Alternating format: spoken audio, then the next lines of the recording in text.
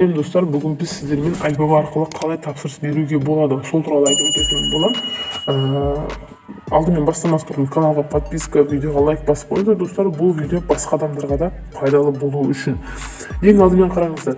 Alibabaga kirgandan keyin mына жерде тапсырыс беретін товарыңыздың астындағы вифрет деген жазуы болуы керек. Яғни бұл сенімді сатушы деген сөз. Яғни мынау вифрет деген сөзі бар, осындай мынандай белгісі бар продавецтер бұдан алдын бірнеше жылдан бері, яғни Alibabамен жұмыс істеп келіп жатыр. Осы уақытқа дейін Alibaba оларға сөгіс бермеген, яғни ешқандай да ескерту алмаған дегені. Ол демек сенімді сатушы дегені. Мына сатушының өзі Alibabада 3 жылдан бері жұмыс істеп келіп жатыр екен. Мінекей қарасаңыздар, мінекей 3 деген санатомен 3 еурос деп тұр, яғни 3 жылдан бері жұмыс істеп келіп жатыр мына сатушы. Енді тапсырыс берудің бірнеше жолы бар.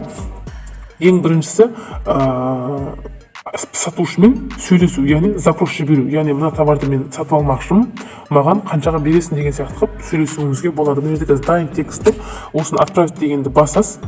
Отправить басылғаннан кейін мінекей кетті. Енді бізге мына ол кісіге сообщение кетті, яғни мына сабарды маған қаншаға бересің деген сияқты сіз запрос жібере алдыңыз. Тағы бұл жерде тағы басқа тапсырыс берудің, заказ берудің жолы бар. Мына жерде қарасаңыздар начать заказ деген тұр. Бұл барлығында шыға береді. Насылшының мынада жоқ. Бұлар продавец өздеріңіз бізбен алдын сөйлесіп болып барып, сосын барып сізге яғни сатып алуыңыздың чегін жіберетін болады. Ал мына жерде тікелей начать заказ деген бар. Начать заказ дегенді басасыз, яғни продавецпен сөйлеспей жатып, сіз товарды заказ қалай бересіз. Енді қараңыз, мына товардың бір штугы, мына жерде бір штугы 40 мың теңге екен, 50 штугы 32 мың теңге, 100 штугы 28 мың, 5 мың штугы 14 мың теңге екен. Енді қараңыздар, мына жерде товарды маған жіберудің ақысы 18 мың теңге. Яғни товар 18 мың теңгеге менің үйіме дейін жетіп келеді. Сіз ешқандай карголардың көмегінсіз, яғни Alibabаның өзінде карголар бар. Осы басқа мысалы қазақстандық карголардан олардың айырмашылығы, осы қазақстандық карго килограммына мысалы үшін 2000 теңгеден $5 алатын болса, ал бұлар сол жалпы товарды сіздің үйіңізге дейін 18 мың теңге жеткізіп келеді екен. Ол кішкентай зат бола ма, үлкен зат бола ма, олар без разница. Мынау жеткізетін ценасы.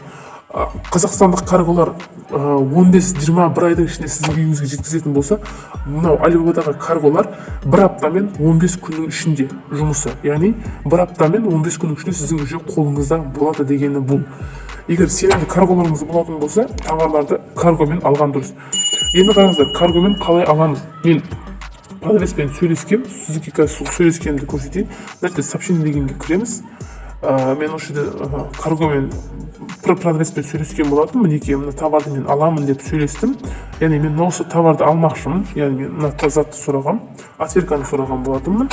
Осы мінекей мына товарды мен сатып аламын дедім. Маған қаншаға бересің деп мен запрос сұраған болатынмын бұл кісіден. Бұл кісі мен сізге сатам, я дед. Яғни маған сіз кемінде 2 штук заказ бере аласыз, $6 сізге сатам дед. Жеткізу құнымен есептегенде дед сізге $12. Яғни мен бірінші Кайлан каргоның адресін жіберген болатым. Содан кейін мен Инэкспорттың адресін жібердім, яғни Инэкспорттың қазір жаңа адресін жібердім. Осы адреске жіберуіңіз қанша болады дедім. Осы Қытайдың ішінде жеткізу доставкасы $5 болады деді. Сіздің жалпы товарыңызбен барлығын қосып есептегенде $12 болады деді. Мен жарайды дедім бұл кісіге. Сөйтті дағы маған енді мынау чек-лист жіберді. Сіз осыны төлем жасап болғаныңыздан кейін мен осы Инэкспортқа сіздің товарыңызды жеткізіп беремін деді. Ар жағын мен Инэкспорттан сатып алам. Яғни Инэкспорт мен үйіме жеткізгенге дейін ақшасын мен Инэкспортқа берем. Мына товар мен үшін $12-ға, 12-де $20 түсіп жатыр. Яғни оплату дегенді басам. Одан кейін оплату дегенді басқаннан кейін менде қазір бірінші пластикашканың бөлім шығады. Яғни сіз мен бірінші пластикашканы енгізуім керек.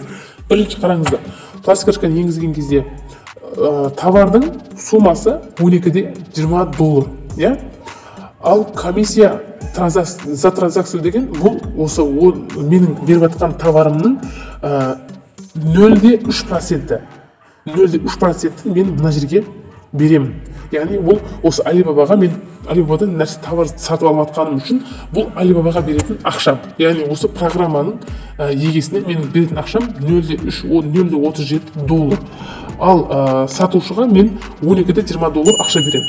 Яғни сіз виза карта арқылы төлейтін болсаңыз, виза карта, PayPal болса PayPal, Google Play болса барлығы мұныға өзінің әр пластикашканың өзінің орны бар.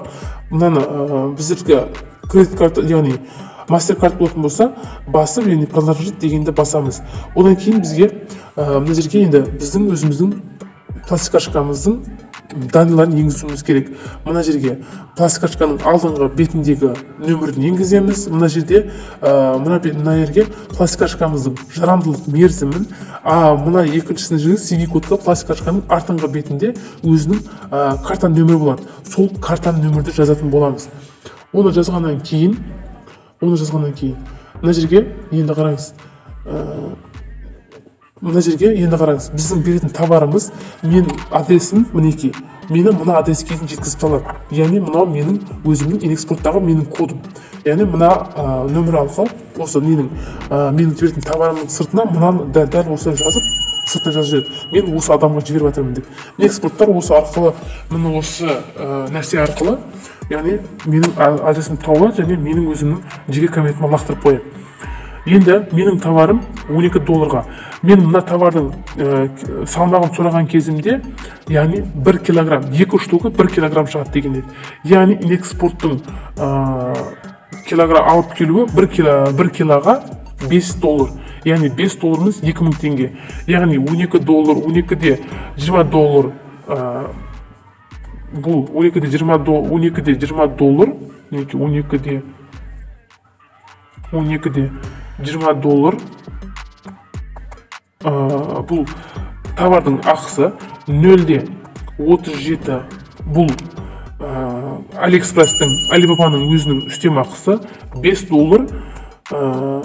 $5-ымыз біздің осы инэкспорттың бізге жеткізу ақысы. Енді $17.57 болып отыр. $17.57-ымыз біздің ақшаға есептегенде $17.57-ымыз $8055 теңге. Яғни жаңағы отвергі маған $8055 теңгеге менің қолыма жетіп келеді. Тағы басқа түсінбеген жерлеріңіз болатын болса, комментарияға жазып кетсеңіздер, мен сіздерге толық түсіндіріп өтуге әрекет жасаймын, достар.